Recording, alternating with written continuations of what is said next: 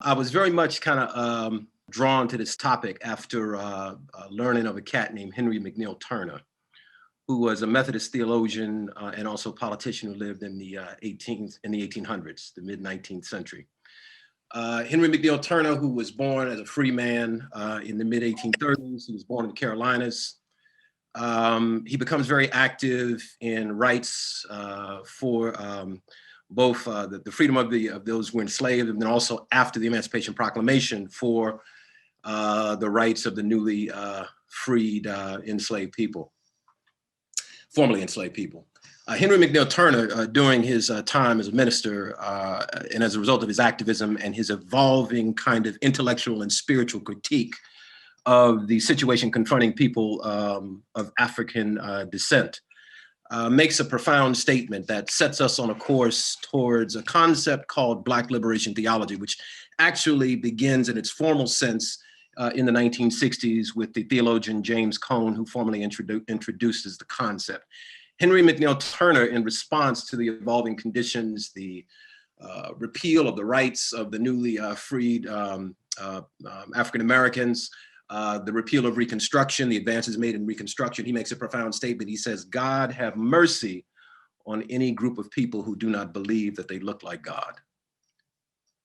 And it's a really profound statement for a number of reasons. First of all, because we know that within the context of Christian theology, historically, the vision of Christ, the renderings of Christ, usually were of white men, generally speaking, with blonde hair, blue eyes.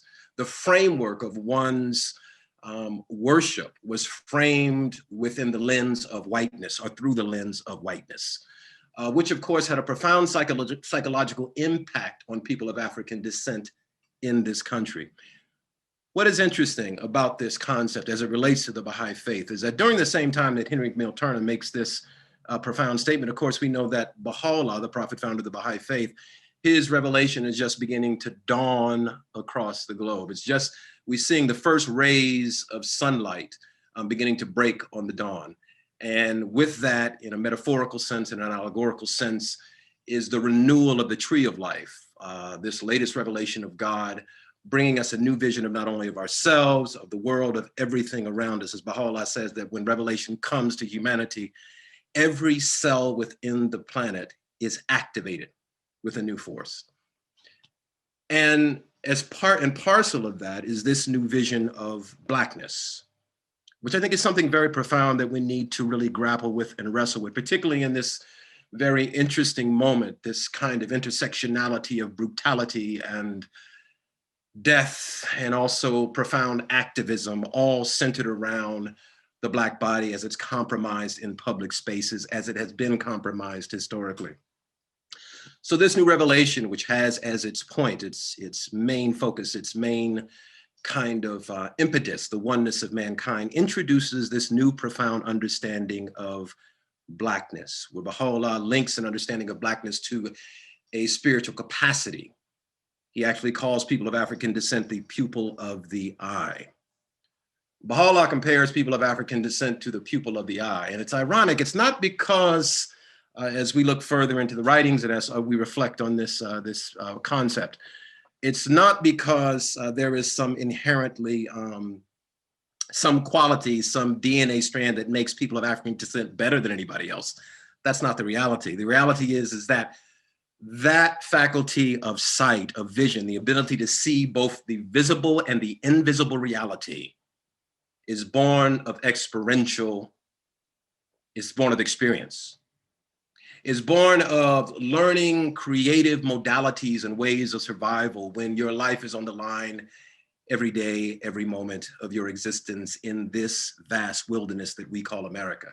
And of course, we see the necessity of this during the transatlantic slave trade, when Black people in 1619 begin our treacherous trek in America, how people have to learn to study those who have temporal sovereignty over their bodies.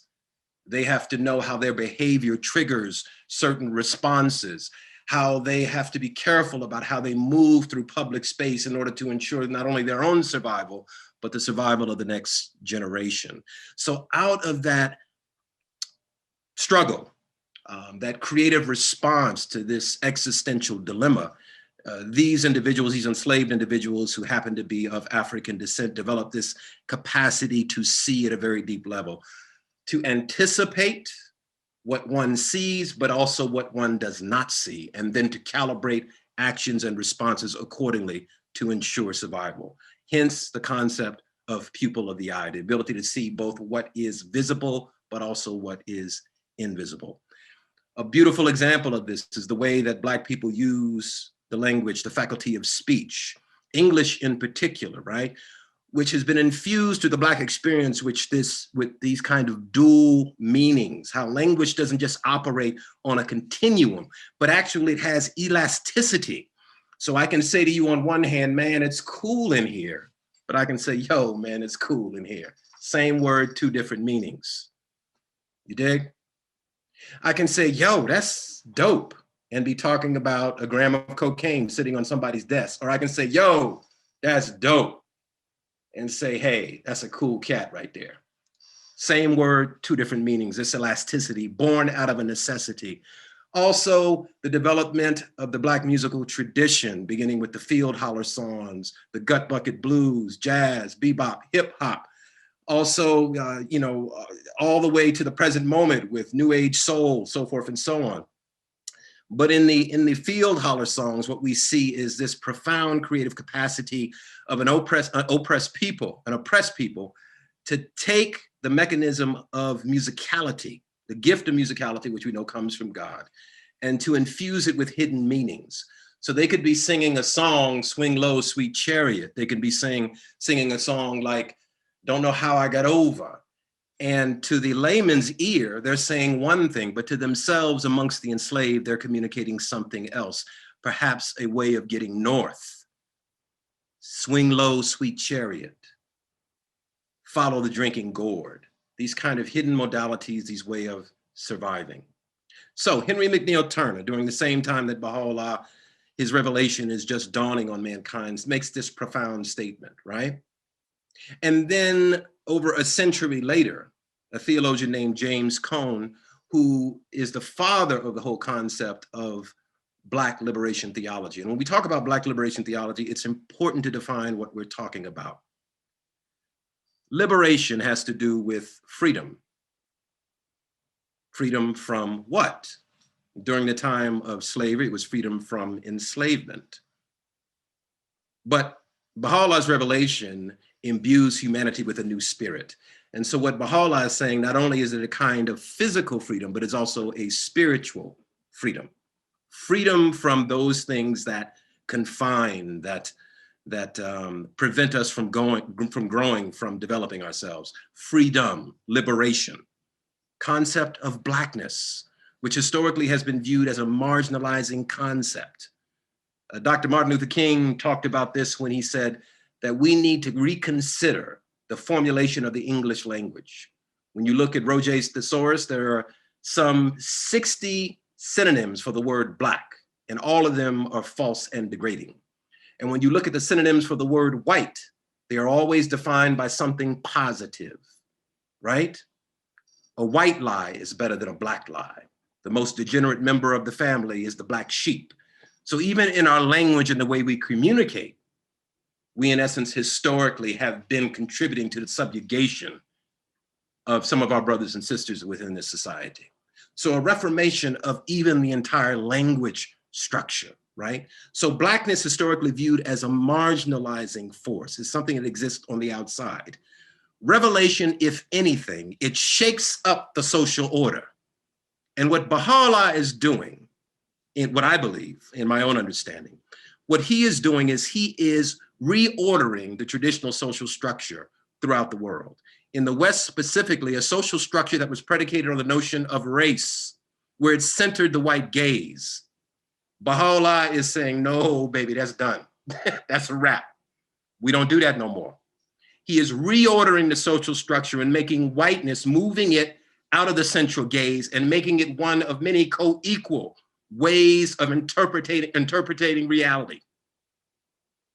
Reordering the social structure. So Blackness traditionally within the society viewed as a marginalizing force, now reborn through the teachings of Baha'u'llah, who repositions Black people as the pupil of the eye, the wellspring of light. Oftentimes when you hear words that are associated with Blackness, Black Lives Matter, Black liberation theology, it makes people nervous because we have been socialized to think of anything that is defined within the framework of Blackness as being somehow separateness, isolating. Baha'u'llah is saying that is not the reality. It's not the phenomenal reality and it's not the spiritual reality. When I was in school, I was taught that Blackness was the absence of light, that whiteness was the point of reflection. It wasn't until I got to art school and was playing around in my studio and began to mix all of the colors on my palette that I realized something very profound, that when all the colors are mixed together, the color that you get is black. Black then is not a marginalizing concept. It is an inclusive one, for we all bound together within it. And look at the mystical interplay that happens between black and white. Baha'u'llah says that for everything in the physical world, there is a spiritual corollary. Yes? The child gestates in the darkness of the womb of the mother, but it is born into the light. We sleep in the darkness of night, where dreams are born, and we awake to the new day. The scintillating brilliance of the stars is held in great equilibrium and balance in the vast depthness of the Black universe. This mystical interplay of light and dark, interdependent, co-equal, the one needing the other. This is who we are. And so when I'm talking about this idea of a new Black theology, right? Looking at James Cone, who linked the concept of Black theology. He used the term Black theology, Black liberation theology, to define, first of all, that Black people were part of Christ's plan in the beginning. That Christ's main objective was to uplift the downtrodden, those who have been marginalized and objectified. So in Cone's thought, Blackness includes all of those who are marginalized and objectified, not just Black people, red people, brown people, women, anyone who has felt the boot of oppression, right? So this concept of this new Black theology, liberation theology, new, why? Because the revelation is new. All things are made new. And if we're talking about uplifting everybody within the context of the teachings of Baha'u'llah, this is not trickle-down spiritual economics, friends. That's not what we do. We lift from the bottom up, and everybody gets lifted in that process. And then we have to prayerfully consider who are those that have traditionally existed at the bottom, who are the most marginalized, objectified, and dehumanized within our society. And that is where we pour our resources, our love, our commitment, our passion, our encouragement to uplift those communities, because ultimately everyone's destiny is tied to everyone else's destiny. We are bound together in this bond of humanity, forever tied together. And what affects one directly affects all indirectly. For some strange reason, I can never be what I ought to be until you are what you ought to be. No man is an island unto himself, each man a piece of the continent, a part of the whole. And then he goes on towards the end to say, any man's death diminishes me, for I'm involved in mankind. Never seek to know for whom that bell tolls, it tolls for thee, the poet John Donne. New Black liberation theology. So I was questioning, wrestling with this idea of Blackness as it has historically existed in the imagination of Americans, of Westerners. How it has become a proxy, a way of marginalizing and objectifying a group of people, of reminding them of their marginalization, not only the objectified other, but also the oppressor, so that we can maintain this evil, pestilential, perverse order of hierarchies. Yes? Baha'u'llah turning everything on its head, right? The revelation of God coming in and reordering the social structure, changing, moving our white brothers and sisters who have historically benefited from being at the center of that periphery, moving them so they can make room for their brothers and sisters from all over the globe. Co-equal, co-equal, co-equal. Yes.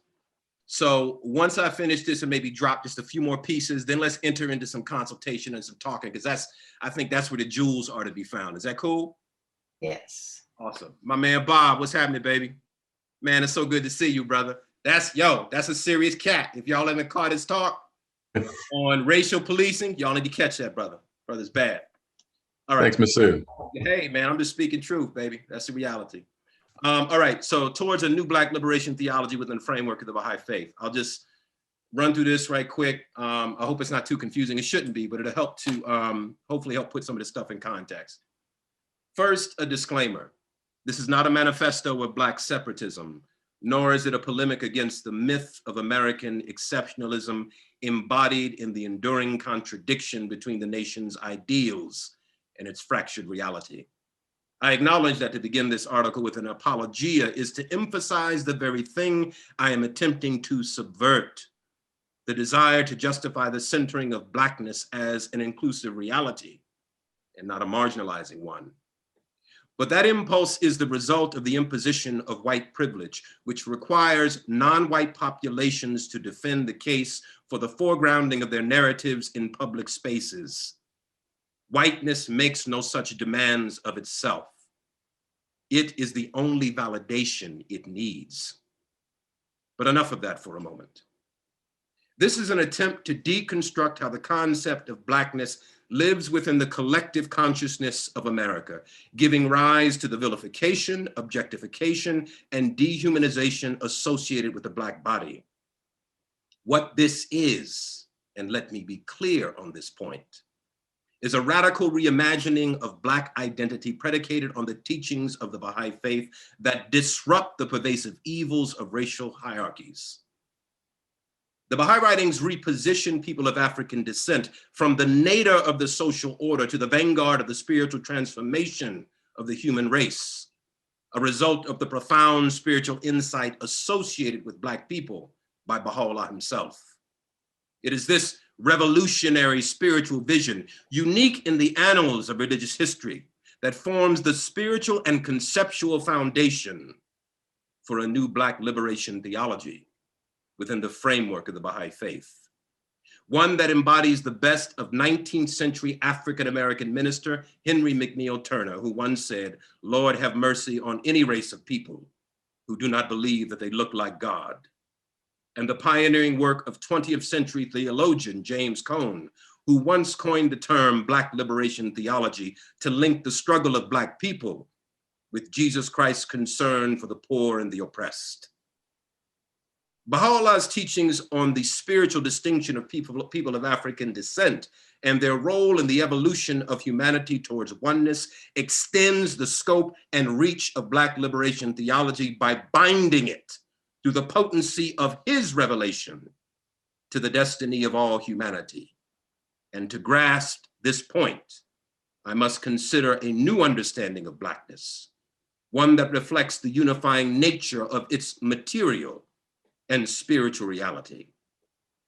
When I was in school, I was taught that Black represented the absence of color, a void of nothingness into which all things were consumed and divested of their distinguishing characteristics. White, on the other hand, was designated as the point of reflection, the epicenter of color where all reality is made visible.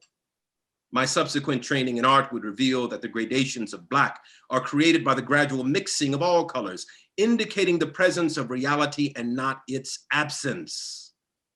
But as a child, with no historical context to draw from, no deepened awareness of the function of Blackness in the phenomenal world, and no understanding of how language shapes thought, I accepted this reasoning without question. I was unaware that in my developing mind, this diminished the value of Blackness and inflated the estimation of whiteness. It would be years before I began to realize that the paradoxical relationship between black and white, light and dark, that represented a false dichotomy, a racial construct of convenience meant to reinforce superficial divisions and to reinforce and consolidate oppressive power. The study of words, the concepts they imply, and how that relationship creates meaning and shapes our unconscious thoughts is the basis of semiotics, a branch of linguistics pioneered by the 17th century English philosopher John Locke. A word operates as a sign that signifies an associative meaning, defined by the societal forces that determine the relationship. For example, blue is to the ocean, and as apple is to the tree. These relationships, once fixed, become the scaffolding for a collective conceptual framework, the contours of which shape the way that we see the world. Words have power precisely because of their capacity to affect the architecture of perception. The schoolyard rhyme, sticks and stones may break my bones, but words can never hurt me, emerged as a psychological defense against the destructive forces of verbal bullying. Were it not for the acknowledged power of words, the existence of this lyrical countermeasure would be unnecessary. The ubiquitous representation of the words colored and white during the era of segregation to regulate social interaction and maintain the unequal distribution of resources is convincing evidence of the subversive capacity of language to govern expectations and temper ambition. In his brilliant statement on the semantics of black and white, the Reverend Dr. Martin Luther King Jr. commented on the pervasive ability of the English language to reinforce and perpetuate racial hierarchies. Quote, "Even semantics have conspired to make that which is black seem ugly and degrading. In Roget's thesaurus, there are 120 synonyms for blackness, and at least 60 of them are offensive, as for example, blot, soot, grim, devil, and foul. And there are some 134 synonyms for whiteness, and all are favorable, expressed in such words as purity, cleanliness, chastity, and innocence. A white lie is better than a black lie. The most degenerate member of a family is a black sheep. Ozzie Davis has suggested that maybe the English language should be reconstructed so that teachers will not be forced to teach the Negro child 60 ways to despise himself and thereby perpetuate his false sense of inferiority, and the white child 134 ways to adore himself and thereby perpetuate his false sense of superiority. Dr. King's compelling example demonstrates that racist ideation is stitched into the very language that Americans speak, creating an enduring subversive mix of pejorative tropes, denigrating connotations, masquerading as benign colloquial expressions that exert a corrosive influence on how the objectified other is perceived. But fortunately for us, God has given humanity a divine inhibitor whose teachings have the capacity to arrest the rust of ignorance and burnish human consciousness with an inclusive understanding of blackness and its intrinsic relationship to whiteness. According to Baha'u'llah, every created thing is a sign of the revelation of God. Each, according to its capacity, is and will ever remain a token of the Almighty, inasmuch as He, the sovereign Lord of all, has willed to reveal His sovereignty in the kingdom of names and attributes. Each and every created thing have through the act of the divine will been made a sign of His glory. In this construct, all phenomenal reality reflects and signifies spiritual reality. The physical world is brought into existence through the divine will, and as a result bears the mark of the Creator. The relationship is complementary, not adversarial. This understanding impinges upon the tendency to internalize false dichotomies. It is a disruption of fragmentation and an assertive declaration of integration. It is an affirmation that all creation generated from one source is interrelated. When viewed through this lens, we see that the true nature of the phenomenal world is embodied in its interdependence. Careful observation confirms this reality. Life begins in the darkness of the mother's womb, yet the child is born into the light. When the physical body dies, it is deposited into the dark loam of the earth, yet the eternal soul enters the light of reunion with the Creator. Though we live and work in the light, dreams are born in darkness, and the scintillating brilliance of the stars are bound together in the fathomless depths of the Black universe. The Black pupil of the eye, the metaphor which Baha'u'llah uses to describe people of African descent, is the point at which light enters and the faculty of sight is actualized. And despite the presumption of innate inequality between Black and white codified within the English language, Baha'u'llah writes of the divine orientation characterized by an inherent mutuality expressed in the physical and the spiritual worlds. This is who we are. This new day, which compels us to join hands and work together for a realization of the oneness of mankind, calls for a radical reformation of our understanding of Blackness, a reordering of the social order that moves Black people from the periphery to the center, those that were marginalized and objectified to the field of vision, so that we all join hands in uplifting the entire human race.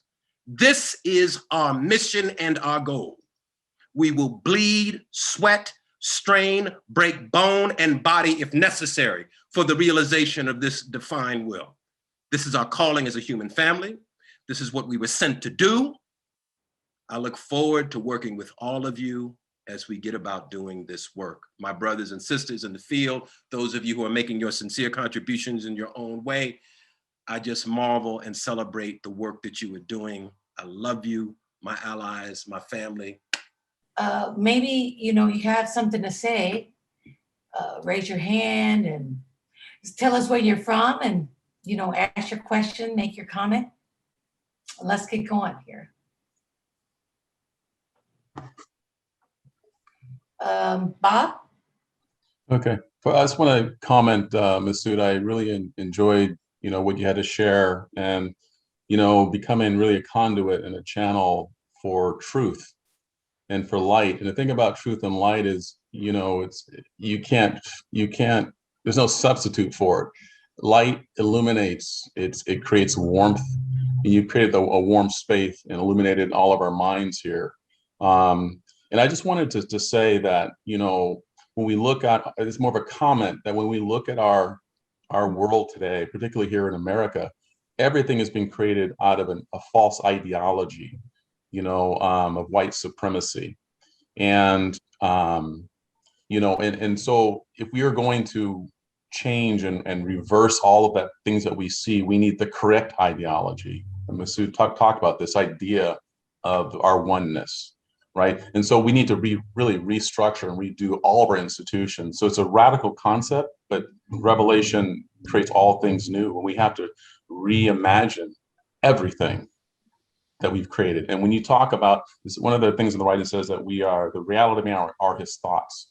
So we have to start with the narrative, start with language, start with what we're reading, what we're feeding our children. So everything starts with what goes in our minds, because ultimately that's going to create a new society, a new world based on this correct ideology of our oneness. Thank you, Bob. Dwayne? Okay, can you hear me? Yes. Okay, thank you. Yeah, I just wanted to comment, Masood, it was wonderful. And I really appreciate how you introduced it and then repeated it in your text, because it's very, very, very deep to grasp all at one time. But I want to just maybe pick up on maybe what Harry said about us not even knowing where it came from. It reminds me of a quote by Virgil, the poet. He says, "Happy is he who knows the causes of things." And when we don't understand where things come from, we can hardly be able to deal with it in a realistic way. And what you've done is kind of shed a little bit of light on the issue that I have been kind of concerned with for a while, and this cognitive dissonance when it comes to the language that we use and how that perpetuates oppression. Hearing the word Black and always being associated with something negative, and then hearing it in a context and not being negative and having to try to fix that in my mind at the same time, and knowing how that comes to be, and I was reading a book recently, and I'll just share this briefly, because so much of what we are learning, we're having to unlearn. You know, we are learning that race is an arbitrary man-made classification. It has no roots in any science, but science has taught us in the past that it did, right? Science has taught us in the past that Black people were different species than white people back in the 1850s around the same time. So the perpetuation of this has to come from a knowledge of what the truth really is. And I appreciate you exposing that. And also, as you talked about the Bible, you know, because the Bible has always been used as a weapon to perpetuate racism. I grew up hearing about the curse of Ham as a reason why Black people were enslaved, right? So being able to turn that on the script and talking about how Baha'u'llah does that, the more we can get that out there, the better. But it does mean it's an unlearning of what people have already taken as factual and as science. And I think that, you know, I try to think of what I can do as an individual to continue to shed light, as we're talking about light, shed light on this issue, but also encourage this new understanding of what this word Black means, because I think that's so powerful and it affects all of us. There's no way you could be born in this country and not be affected by it, Black or white, right? So recognizing that the cause of these things comes from a very deep place, and it's so rooted in our understanding in science and religion and in superstition as well, and we have to really work through it. But knowing where it came from and understanding how it's been miseducation, I think is a primary focus that if we have that as a base to start our discussions with, will help us all. I just wanted to say that. I appreciate you so much, brother, because you bring up an important point, man. I mean, you know, it's really important for us to, first of all, know the enemy, which is the system of white supremacy, or any system that deals in hierarchies in terms of pigmentation or anything else, any non-essential distinguishing characteristic. And it's also really important to have respect for racist ideology that has existed in this country for over 401 years. Right. The system has been around that long because it has been so wickedly brilliant. But we need to, I hate it. I despise it with a passion, but I also have to respect it. It has been incredibly successful in what is it set out to do. And I think in understanding and having that respect, we also have to realize it comes with a certain level of humility, recognizing that we've all been impacted by it. And we also have to be careful, because when we, you know, sometimes we use religion as a proxy, as a way of covering up our unresolved issues of race. And that stuff comes out sometime and we're like, yo, where did that come from? I thought I was down with the oneness of mankind. Or somebody will say, do you realize what you just said? So there's a humility that correlates with this kind of respect for the system of white supremacy, for the system of racism, because it has endured for 401 years. And it has acted like a malignancy. It has permeated, it has, you know, it has evolved, it has developed. And I think in that sense, with that respect in mind and understanding what we're dealing with, it helps us to formulate practical ways of addressing it and dealing with it that can be more successful as we go forward. So, and of course, the House of Justice says love is at the basis of all of this work. And if we look at the history of the modern civil rights movement, it was imbued with an ethic of love. But what happened was it got poisoned with the cancer of materialism. And when success became acquainted with how much you have, what car you drive, what neighborhood you live in, right? What social stratosphere that you operate in, that's when the spirit got gutted out of the movement. And so what you had was a materialistically evolving movement that gutted spirituality. And as a result, we have this kind of like perpetual nihilism that has infected our society and continues to wreak havoc on our communities. I really love the use of language. I want to read that again about the wording, because it's so true. You know, we learn words and associations, and when those words come together, they're building something inside. It's very hard to take that apart. Once you have just kind of grown up with those associations. That's why I guess it's so important when we're young to have good images, good thoughts, good ideas. Hand up. Hold up. Yes, I really want to thank you, Masood, for sharing. And as I was listening to you, my brother, and looking at you and trying to hear with the ear of my heart, it reminded me of something the House of Justice wrote to us, just to put everything in context. In the time in which we live, that we have to make a clamor about speaking up about justice. And they say that it's the moment of historic portent that we have. It has stirred its citizenry. Yeah. And created possibilities for social change. So this is a time for social change. However, I see that a lot of immigrant Americans that come to this country, such as myself, Iranian as I am, we are so overwhelmed with, we see that this is a broken house that we've inherited. It's based on this fake man-made hierarchy of caste. And with anti-Blackness being its dominant narrative. And we're often overwhelmed, and what we choose to do, because of the lack of words, we tend to be silent. We know that for the necessary thing for evil, which is racism, is the House of Justice recently said, is a profound deviation from the standard of true morality. That it's not just economic and social, it's moral and spiritual. But what it requires is a raised voice and centering, especially the voice of the pupil of the eye, but also speaking up, interjecting, interrupting, and making and agitating so that we can break this hierarchical man-made caste. But what I find I just wrote these few words that what we tend to do, Iranians, we tend to be silent. Silence is violence. Silence is complicity. Silence is indifference. Silence is to conspire. Silence is apathy. Silence shows a lack of empathy. Silence is a sign of estrangement. And I think if we go to the end of the letter, the House of Justice, we have to have faith. And they say, every soul who serveth this oneness in whatever shape or form or language, or because we want to be perfect, we want to be right, we want to say it perfect, we don't want to make mistakes, because it's about image, it's about how we look. It can't, and it's wrong, it shouldn't be like that. And the House of Justice tells us, he who serveth this oneness will undoubtedly be assisted and confirmed. The silence has to end. No, I agree with you very much. Dr. King once said that the world is in greater danger from good people who remain silent than from evil people who raise their voices.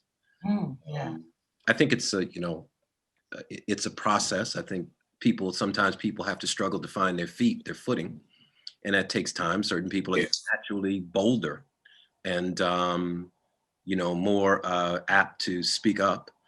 And people have to be encouraged. We have to continuously develop and cultivate a culture of encouragement. I get so sick and tired of the obvious, the overt and the subtle ways that people will backbite and undermine the efforts that people are making. And it is a poison on our society. Maya Angelou used to do a very powerful thing. Some of you may have heard this story.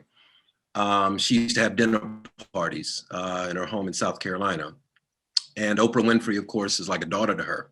And Oprah said that she saw Maya do this several times. Maya would have dinner parties, and of course, there'd be a cross-section of people, from dignitaries, billionaires, to paupers, people who were struggling to pay $500 a month in rent, to people who had more than enough money to live on. And she said, if Maya ever heard somebody say an unkind word to somebody about somebody in their absence, didn't matter who they were, she'd walk up to them and she'd say, "I'm sorry, but you are going to need to leave my residence. Now you can step outside and get yourself together, and then you can come back in. But I don't allow that poison in my home." And I think all of us need to try and cultivate that attitude, right? That sense of justice, that as soon as we hear something that is degrading and denigrating about another human, right? And the writings tell us that if a person has 10 bad qualities and one good one, forget the 10 and focus on the one. And if they have 10 good qualities and one bad one, forget the one and focus on the 10. That's a muscle that we have to exercise. When I go to the gym, if I'm not sweating, and if I don't on the next day have a little bit of pain from working out, I know I ain't been working hard enough. So I have to exercise the muscle of encouragement in order to build a community rooted in encouragement and upliftment. And I'm going to encourage first those who have suffered the most, be they abused women, be they Native Americans on the reservation, be they Black people, whoever it is who has been marginalized and degraded. I'm going to look for opportunities to encourage that person. And the writings tell us, emphatically, the Guardian says, if any discrimination is to be tolerated, it is a discrimination not against, but in favor of the minority. Yes? So affirmative action is writ large into the Baha'i faith. Never forget it. Never forget it. So one of the, I guess, there's nothing like having real good relationships with people. There's nothing like seeing that, it just says, there's just no words, I guess that's one of the wonderful things that we can be intentional about, is to try to have relationships with people, try to develop trust. And if we don't go out of our comfortable places with the same type of people, we're not gonna find that. So we do have to be intentional about this. I don't think it's going too much out of the way, especially those people that are Baha'is and are really trying to work for the oneness, because it really is about cultivating relationships where we really feel good about each other, develop trust and love. It isn't, I know that on a certain level, we can get a certain number of different colored people in a room. That's not too hard to do. But getting people that are feeling really, and then taking that out to the world, because when people start to see that for real, that is going to be a very attracting feature, right? Isn't that something that the Guardian says, when the Blacks and the whites can be seen really having good relationships, that will be an attractive feature. Yeah. And that'll also be a sign of the most great peace, which shows you how long we got to go. Yeah, absolutely. Thank you so much for that, sister. Thank you so much. I'll see. Dan. Can I just add to that? We're doing this, we're having this space twice monthly now, the first and third Sunday of each month at 4:00. And let's think about returning and maybe inviting someone who doesn't look like us to join us and begin that process. It's so simple. It's really not complicated. And this next space will be, I think it's June 6th. And if you'd like to be on the list to get detail about it, just send an email. We'll post the email address in the chat. Okay, back to our program. Van, Big Brother Van. Well, thank you, Masood. Thank you. A lot of things are running through my mind. One is I'm many decades now, and my voice has been silenced for a while. One of the unfortunate things that happens to those of us who are brown is that if you do find your voice and you are able to speak up, does anybody hear you? Do we get anybody to hear us? I'm sure that there are times now that I could be perceived as an angry Black man, because more and more I want to tell the truth. And it hasn't been in our DNA to speak and be heard, because we've been silenced for so long.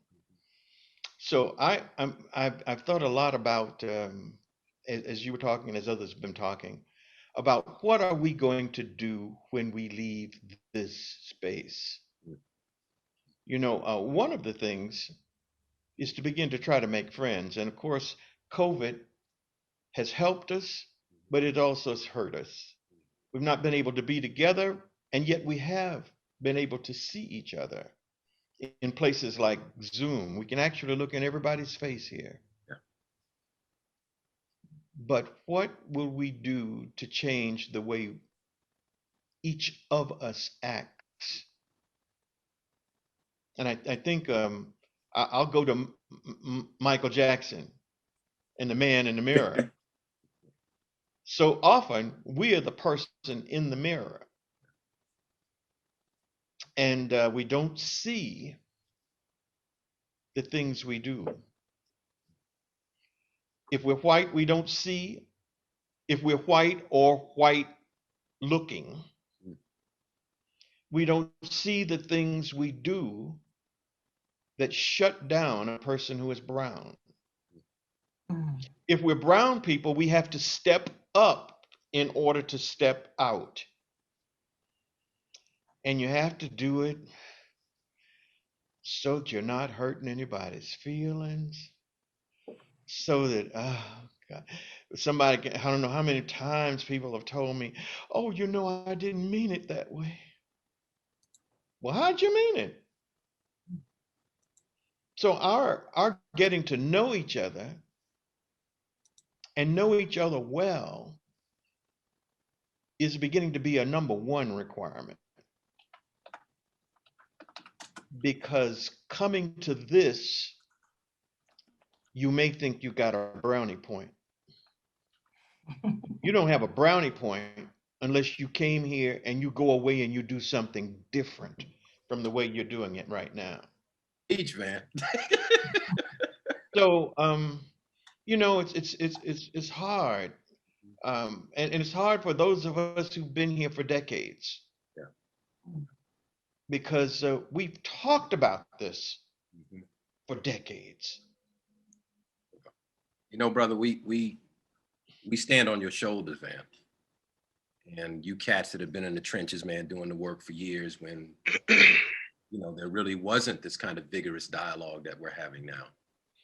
And So the whole idea, I think, is how are we going to act now? Are we going to change something we have been Yeah. doing Mhm.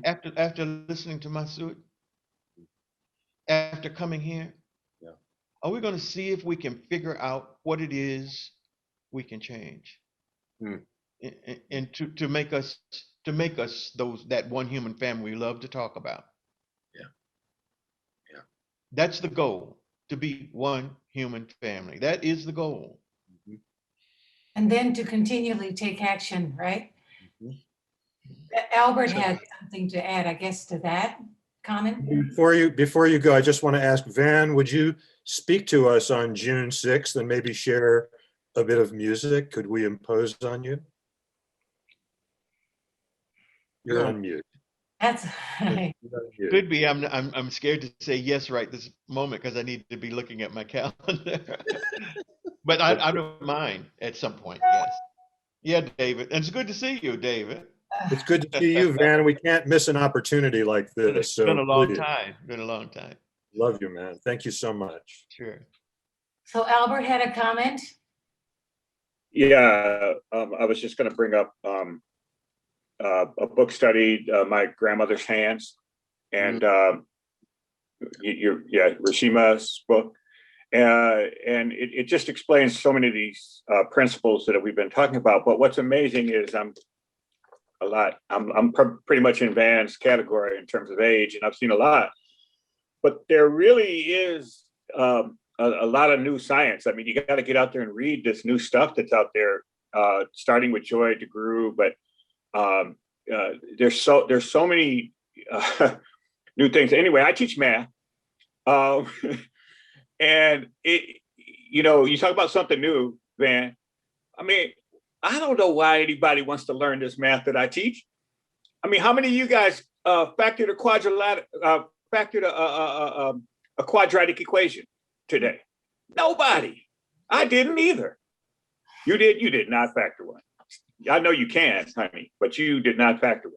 My point, but the Universal House of Justice has given us something that we can participate in. That's the education of the youth in our community. And it may be nothing more than a ride or a place for them to meet. But It's the foundational education. I remember one time in a junior youth group, and I was shocked. And it's hard to shock me. I worked in Flint Public Schools. It's hard to shock me. These children did not understand what truthfulness was. They had no concept of it. They thought it meant not getting caught. Not getting caught. They really, no, there's a higher truth. No. But that's the world that we live in. That's how separate we become. We need to touch our neighbors, and we don't have to drive a long ways to do it.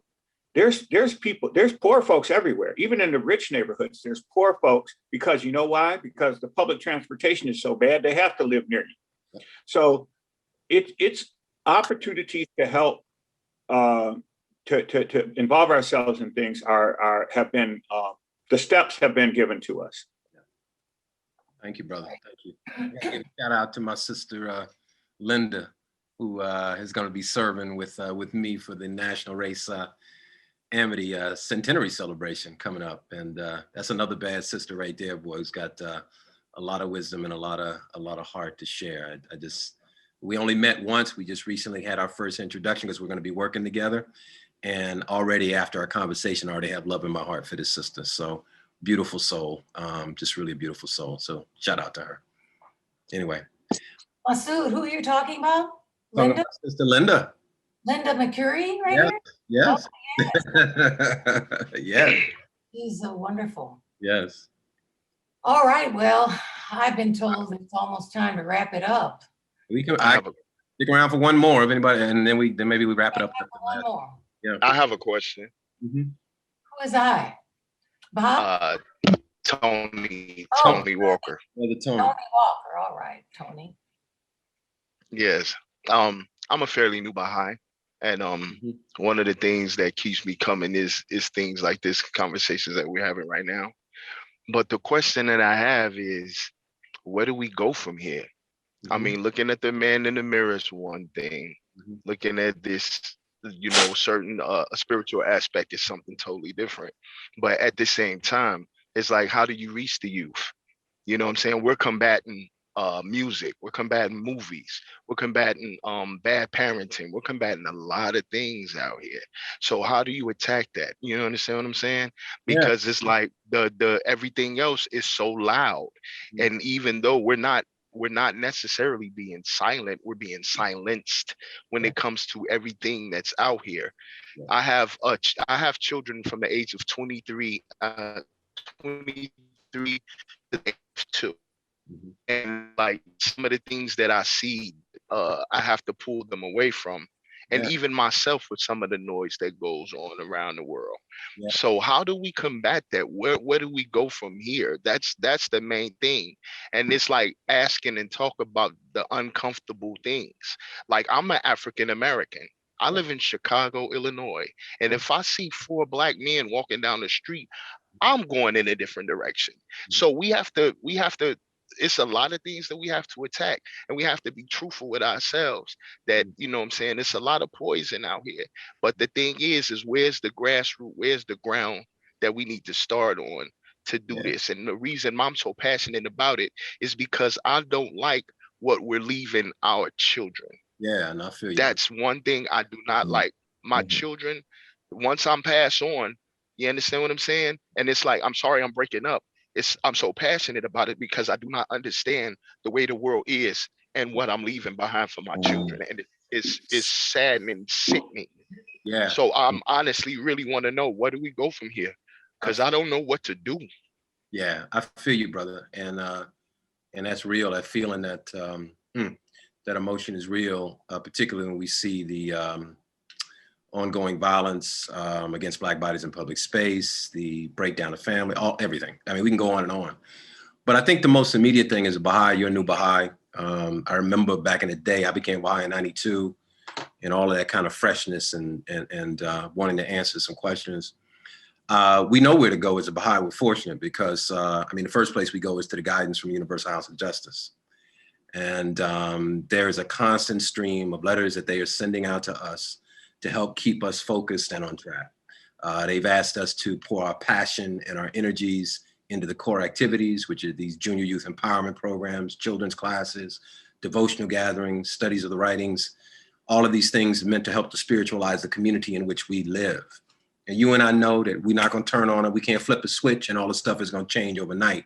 But we see an organic spiritualizing of the planet as we engage in this process collectively, joining hands with other Baha'is and also those who may not be Baha'i, but just who have a heart for transformation and are willing to invest their energy in changing the planet. So it's about all of us making our contribution, man, picking up our hoe, pulling out our rake, putting on the overalls, not being afraid to sweat and bleed, man, and just getting it done, dog. It's just gonna be a grind. And, but if we're committed, we make our mark on history, man, we'll be able to write our name in tablets of crystallite, brother, that we were there and we made our contribution. So that's it. So, you know, looking at the guidance of the House of Justice, man, making your contribution in these core activities, brother, and trying to be the dynamic brother that I already feel like you are in terms of seizing your opportunities on a day-to-day basis to impact the planet. And I see you already doing it. I see that commitment in your eyes, and also I hear it in your voice. So keep doing what you're doing, man. Study the guidance, brother. Get involved in the core activities. Make your contribution, brother. All right. Hi, yes, Brianna. I don't know if you guys can hear me okay. I'm having problems with connectivity. Okay. So there were two things. One, thank you so much for this. This was really wonderful. Masood, you said a couple of things about just respecting the system, that it's so insidious, but it's been so successful, and it's, you know, it's been successful for centuries, that's one thing. And then living overseas and growing up in the States, you know, I have two perspectives. So I'm able to actually see, you know, from the outside looking at just this this disintegration, you know, that's happening, and this breakdown that's happening there. But then being in Africa, which is where I am right now, it's really overwhelming to see the trauma that we are experiencing as African people on the continent and in the diaspora in general. And what Tony was just saying in terms of all this noise, you know, the media is such a powerful weapon in this. It's such a powerful tool in this anti-Black racism conversation, and it's so effective.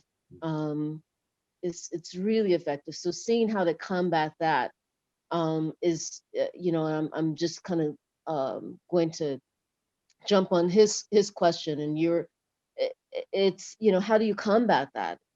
Because it's really significant what's happening here as well as there. Well, you know, we're blessed because, again, it's the first time in the annals of religious history that a manifestation of God has spoken specifically to people of African descent. And he is redefining our perception of what it is to be Black through the lens of spirituality. So if it's, you know, and look, I'm doing this work just like you, so I don't ever want to put myself up as some kind of paradigmatic example. I have my down moments. I have my moments where I'm dejected and I get pissed off. I have my moments where I don't even know if I want to get up and keep doing this work. But some kind of way I find the strength to keep going forward. I can only attribute that to God. But it's this distinction is empowering, not just for Black people, but also for our white brothers and sisters as well, because it transforms their understanding of Blackness also. And it also ties the destiny of Black people to the destiny of the rest of humanity. There's an interdependence there. If it's true that we are the source of the vision, if the vision, the ability to see and perceive as designated as people of the eye, then that has implications for the entire human family. So you can jack up brothers and sisters if you want to, and I'm talking about African diasporic brothers and sisters if you want to, but you're going to be blind in yourself. So the rest of the world, right? If it is, and this is the perverse nature of racism. It really is bizarre, but this thing is really interesting. It's predicated on a notion of lies, right? First of all, but it also purports those who have bought into the system of racism purport to value themselves above all others, when in actuality, they actually hate themselves more than other people. Yeah. Because if you fully understood the interconnectedness and the oneness, then you realize that what you do to your brother and your sister, you also do to yourself. Then as you denigrate, abuse, dehumanize, and objectify your brothers and sisters, you are also dehumanizing and objectifying yourself. So that is, you know, that understanding, that moniker of pupil of the eye is deeply empowering for people who have been subject to sustained multi-generational trauma. It says to me that I don't care what the rest of the world says, I know who I am, because that's what Baha'u'llah, the manifestation of God in this day, says who I am. I have a spiritual destiny and distinction. I have a contribution to make that is uniquely my own, and is also part and parcel part of myself being a part of the African diaspora. That is not just for Black people, but it's for all people. Mm. So as we uplift, right, our brothers and sisters who happen to be Black, our brothers and sisters who happen to be on the reservation, our brothers and sisters who are stuck in some detention center at the border, women who have been objectified and abused, we also are uplifting ourselves. It's interconnected and inescapable. You cannot do the one without impacting and affecting the other.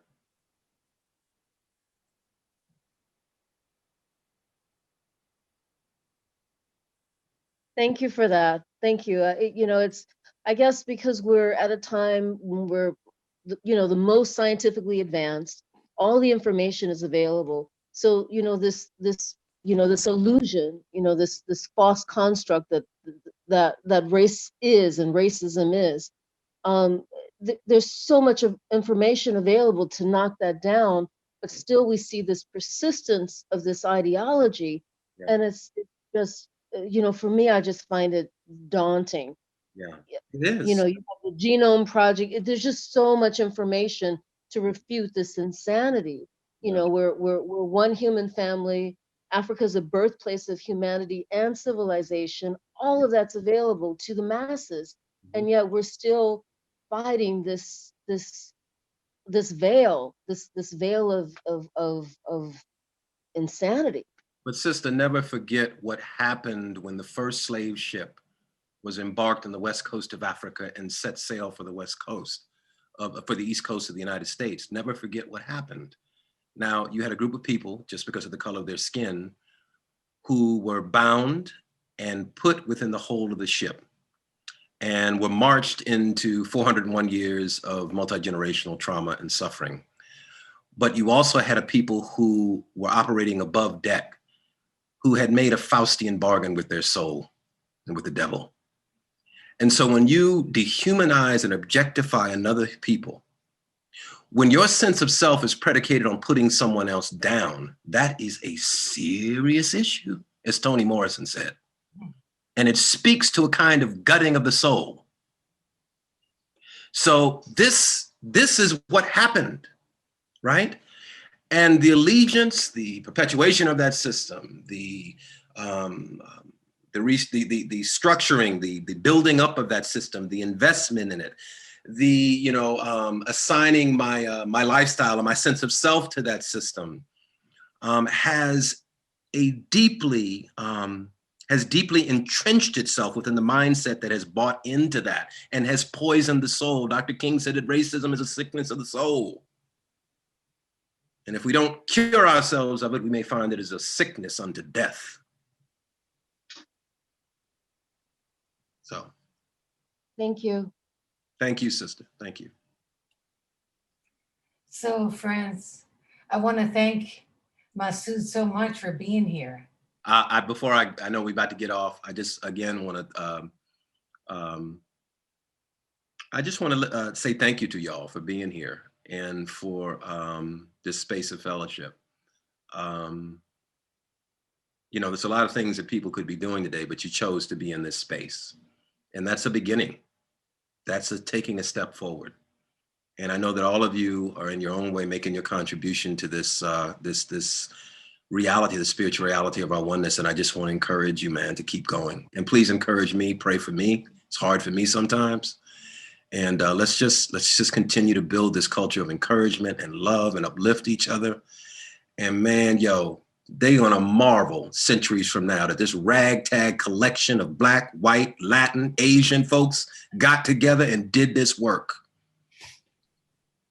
Because it is an inevitability. It's coming. Make your contribution. Make your contribution. Thank you so much, Masood. You know, the conversation's not over. And we will come back to this space. What is it, 2 weeks?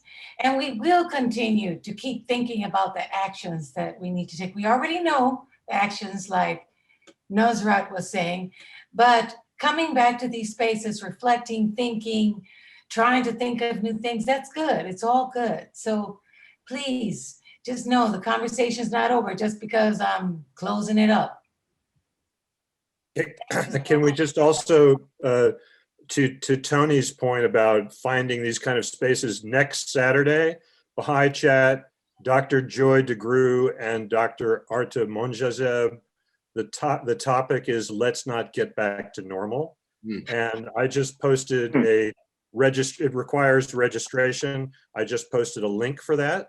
And that's next Saturday. So it's right up there in the chat. That sounds real good. Love you guys. Love you too, Masood. Take care. Yeah, Goodbye, everybody. Love you all. great work. Thank you so much, Masood. Masood. Bye. That was wonderful. Thanks. See you soon.